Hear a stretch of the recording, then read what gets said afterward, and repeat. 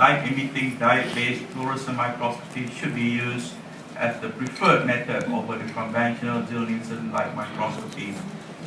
Nucleic acid amplification tests can be performed for the detection of Mycobacterium tuberculosis from clinical specimens.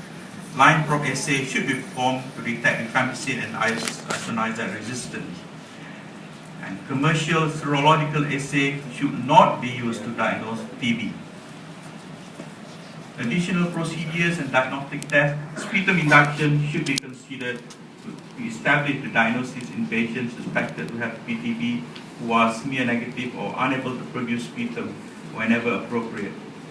All attempts should be made to obtain specimen from patients suspected to have extrapulmonary TB, including tissue or fluid from the affected site for cytology and histological examination. Treatment of PTB in adult. New patients with PTB should receive daily intensive regimen, followed by daily maintenance regimen. Thrice weekly maintenance regimen can be considered under direct observation. Fixed dose combinations are preferred to separate drugs. Latent TB in adult. Latent TB should be diagnosed based on the absence of symptoms, normal or static chest X-ray finding, and positive tuberculin skin test or interferon gamma related assay (IGRA). Latent TB infection screening should only be performed on high-risk individuals.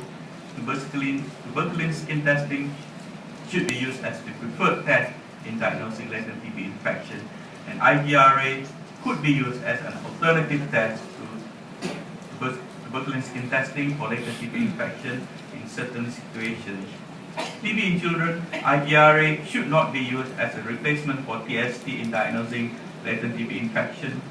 Non-HIV infected children with latent TB infection should be treated with 6 months of isoniazid or 3 months of isoniazid plus rifampicin. Medical therapy should not be offered routinely in BCG lymphadenitis. HIV infection. In all HIV positive patients suspected of PTB, sputum TB culture should be done regardless of smear AFP status. TB culture and biopsy specimen should be obtained to diagnose extrapulmonary TB in HIV positive patients.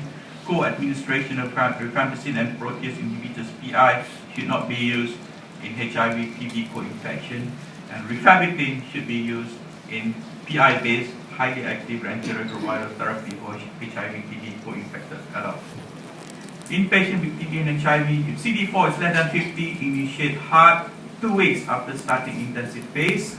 If CD4 is more than 50, defer initiating HART until completion of intensive phase.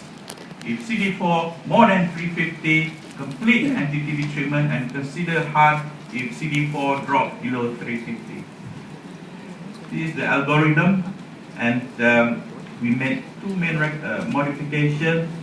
The first one, after the initiation of TB treatment, the patient will be seen within 2 to 4 weeks to look for side effect treatment, and at 4 months, we recommend that there's no need to check for sputum AAV and chest X-ray.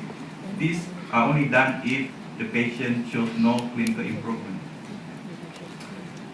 I think you have seen this algorithm with investigation for contact tracing in adults, so I won't go into detail. Referral criteria: the following conditions should be referred to specialists with experience in TB management. When we are unsure of the diagnosis, when you consider retreatment of TB, there are adverse events following anti-TB, MDR or XDR TB, extrapulmonary TB, except TB lymphadenitis, renal and liver impairment, HIV TB, co-infection, smear negative TB. If smear positive after 2 months, all children diagnosed with TB, maternal TB, compact TB cases requiring surgical intervention. So what is the difference between the third edition and the old edition, the second edition? Well, the third edition is evidence-based, the second edition was consensus-based, and the third edition used systematic review approach with expansion of certain chapters such as lab investigation, extrapulmonary TB, TB in children, HIV, MDR TB. There are appendices for including drug table, new chapters such as latent TB infection and referral criteria. And the third edition was peer reviewed, including external reviewers. Here are the proposed clinical audit indicators.